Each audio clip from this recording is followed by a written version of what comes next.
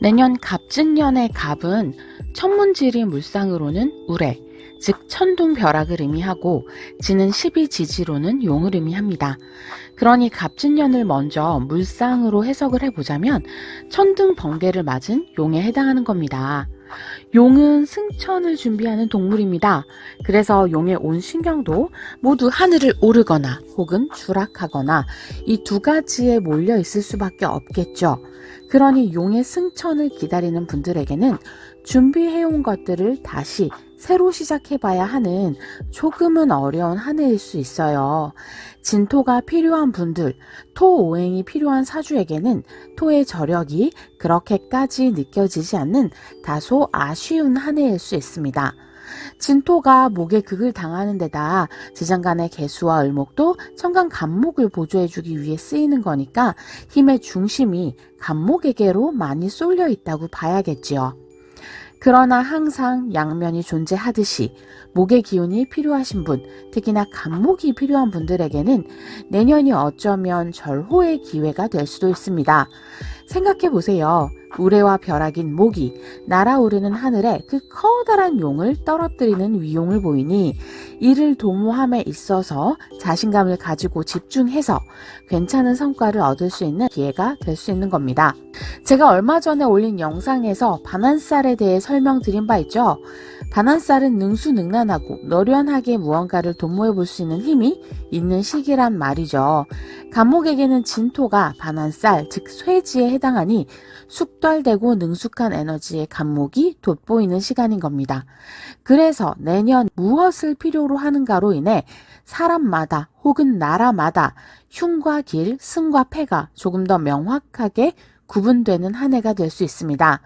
개인이 어디에 집중하는가도 마찬가지로 매우 가성비가 좋거나 혹은 가성비가 상당히 안 나오거나 극단적으로 다를 겁니다.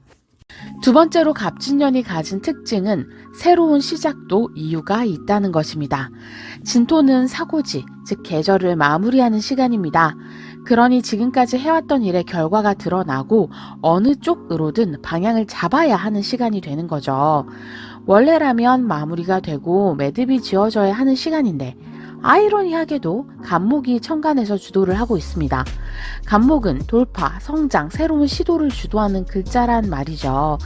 그러니 기존의 것이 마무리가 되지 않은 채 조금 미진한 것들을 아직은 남겨둔 채 무언가 새로 시작하려고 하는 경향이 강한 시기가 2024년 바로 갑진년입니다. 혹은 무언가를 시작해도 완전히 새로운 분야를 개척하기보다 비슷한 분야, 아는 부분에서 서서히 번져갈 수 있는 형태가 되겠죠. 지나간 일로 인한 결과값 때문에 새로 움직이게 된다거나 과거의 일을 보완하고 고쳐서 다시 해보자 이런 느낌이 완전하게 새로 시작하는 것보다 더 강한 양상을 가질 겁니다. 세 번째는 일어나는 일의 형태가 극단적일 수 있습니다. 묘목에서 깨어짐이 일어나며 실금이 갔다면 진에서는 명확하고 확실한 분리가 일어나는 겁니다. 벼락이 치면서 용이 추락하는 물상이 잔잔하게 일어날 수는 없겠죠? 올해 이런저런 시도를 하며 어떻게든 밀어보려고 했던 일의 결과가 내년에는 여실하게 수면 위로 드러날 수 있습니다. 국가의 재정 상태라든지 새 제도의 도입, 기업의 재무 상태 같은 것들이 부실하다면 내년이 어떤 방향으로든 결과가 확실하게 드러날 수 있을 겁니다. 그러면 일간, 오행별로 내년엔 어떤 걸 참고하면 좋을지 이야기해 보도록 하자고요.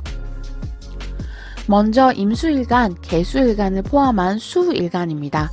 수일간은 2024년 가장 유의해야 하는 일이 너무 많은 일들을 동시다발적으로 같이 끌고 가지 않는 게 좋다는 겁니다.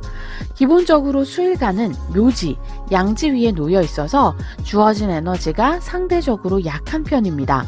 진토가 수오행에게는 묘지에 해당하니까요.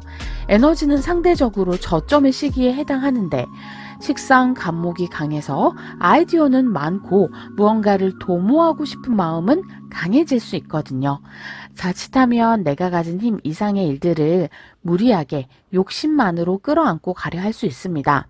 하나, 혹은 소수에만 집중하시고 일의 우선순위를 확실하게 구분해서 필요한 것에 먼저 현명하게 에너지를 배분하는 것이 매우 중요한 한 해가 될 것입니다. 하시려는 일에 기승전결이 있다면 시작점에서 너무 많은 힘을 들이지는 마시고 가능하면 마지막 부분에 쓰실 힘을 잘 비축해 두시는 것을 권해드립니다. 경금, 신금 일간은 먼저 소비의 조절이 요구되는 한 해입니다. 재성이 강하게 간으로 들어오니 재에 대한 욕구도 강해지지만 동시에 소비에 대한 욕구나 보여주기에 대한 욕구, 즉 과시욕도 같이 강해지기 쉬운 시기입니다. 진토가 수의 창고이기 때문에 금일간에게는 식상에 대한 호기심도 함께 일어날 수 있는 시기거든요. 먹고 싶은 게 많아지고 사고 싶은 것도 많아지고 소비욕이 동시에 강해질 수 있는 시기랍니다. 이게 잘 조절되면 행복하게 즐길 수 있는 욜로의 삶인데 조금 과해지면 과소비로 이어질 수도 있는 운에 해당하니까요. 금일간 분들은 다른 것보다 재에 대한 조절 능력이 중요합니다. 비단 소비뿐만 아니라 재에 대한 욕망에 너무 큰 리스크를 감당하면서 투자하려고 하는 것들, 사주 명식에 따라서는 손해수를 끌고 올 수도 있으니 소비와 소득에 대한 욕망에 적절한 균형이 필요합니다. 무토일간, 기토일간 분들은 하루의 루틴을 꾸준히 유지하는 것이 매우 중요합니다. 스트레스를 받으면 제일 먼저 무너지는 게 일상의 루틴이거든요. 침대에서 일어나기 귀찮고 매일 하던 운동도 오늘은 빠질래. 매일 먹던 아침 식사도 거르고 하루의 일과들이 사소해 보이지만 이런 것들이 조금씩 무너지면 다시 원상복귀하는데 더 많은 시간이 걸릴 수 있습니다. 일주일을 안 하게 되면 최소 한 달을 다시 노력해야 원래의 상태로 돌아갈 수 있다는 거죠. 관이 강하게 천간으로 들어와서 자신을 통제하고 싶은 욕구는 강해지는데 명식에 따라서 그것이 마냥 쉽지는 않을 수 있거든요. 그러니 완벽주의를 추구하다가 하나가 틀어지면 에라이 안 해! 이러고 그냥 놔버리기 쉬운 거예요. 10개를 하고 싶어도 원래 하던 대로 하나만 하세요. 대신 하나만 하는 것은 꾸준히 1년 동안 지켜내는 것이 중요합니다. 일상에 잘 만들어진 루틴이 당신의 한 해를 지켜줄 거예요. 주변 사람들의 도움도 얻어올 수 있는 시기니까 혼자서 해결이 어렵다면 주저하지 말고 주변에 있는 분들에게 부탁해서 상황을 해결해 보세요. 병화일간, 정화일간 분들에게는 혼자 생각해서 혼자 내리는 독단적인 결정을 내년 가장 조심하시라고 말씀드리고 싶네요. 사주가 적절하게 음양이 함께 조화를 이루고 있는 사주라면 그나마 괜찮은데 양이 강한 사주 명조에 본인이 화라면 목이 사주의 양기를 더 강하게 만드는 역할을 할 겁니다. 특히나 병화일간 같은 경우 편인의 식신 조합이라 생각의 쏠림 현상이 일어나기 쉬워요. 다른 때라면 캐치할 수 있는 것을 놓치게 된다거나 과도한 생각으로 인해서 본래라면 하지 않을 독특한 결정을 하게 된다거나 이런 일들이 확률적으로 조금 더 빈번하게 일어날 수 있는 시간입니다. 혼자 아무리 머리를 싸매고 정답을 찾으려 해봤자 안 될 때는 산으로 갑니다. 그럴 때는 생각의 환기가 필요해요. 주변 사람들에게 의견도 물어보시고 조언도 구하세요. 바로 정답을 정해야 하는 일이 아니라면 조금 더 시간을 가지고 천천히 생각해도 됩니다. 아예 잊어버리고 다른 일을 하다 보면 어느 날 불현듯이 기발한 아이디어가 떠오를 수도 있어요. 마지막으로는 목일간입니다. 간목, 을목일간은 스피드 조절이 가장 중요한 한 해가 되겠습니다. 나와 같은 비겁이 천간으로 들어온다는 것은 일단 나를 어떤 식으로든 뛰게 만든다는 거예요. 스타트 라인에 나만 서 있는 줄 알았는데 여기저기에서 쓱 하고 경쟁자가 들어서게 되는 겁니다. 그러니 긴장하게 되고 내가 쟤는 이겨야지 이런 생각이 들죠. 특히나 지지가 진토라는 재를 의미하니 진토라는 땅에 뿌리를 내리기 위한 경쟁이 심화되는 거예요. 마음이 급해지고 빨리 성과를 봐야겠다, 이겨야겠다 이런 마음이 강해지거나 혹은 사주 명식에 따라서는 미리 흰 수건을 날리고 그냥 쟤들 먼저 뛰라고 해. 나는 안 할래.